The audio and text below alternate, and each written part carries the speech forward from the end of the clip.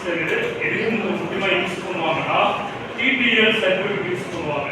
TTL சர்க்யூட்டுங்கிறது logic கேட்ஸ்ல இந்த logic கேட்ஸ்ல நம்ம ஆப்ரேஷனை change பண்ணுறதுக்கோசரம் multimeter transistor use பண்ணுறோம்.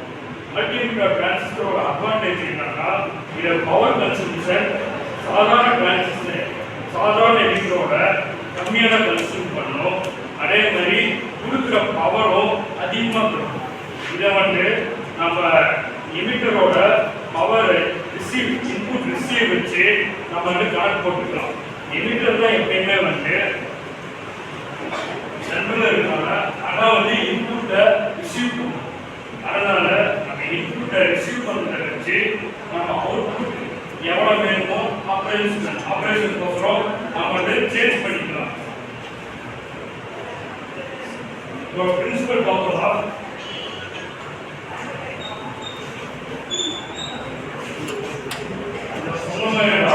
எமிட்டர் நம்ம இன்புட்டை ரிசீவ் பண்ணுவோம்.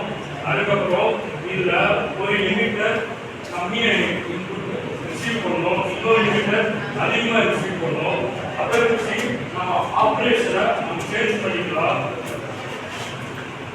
அப்புறம் முக்கியமாக TTL சர்க்யூட்ஸ் மட்டும்தான் யூஸ் பண்ணுவாங்க. இல்லைன்னா அதர் பெரிய டிவைசஸை யூஸ் பண்ணுவாங்க. கம்ப்யூட்டர்ஸ், ஏசி இது மாதிரி பெரிய டிவைஸை மட்டும்தான் யூஸ் பண்ணுவாங்க.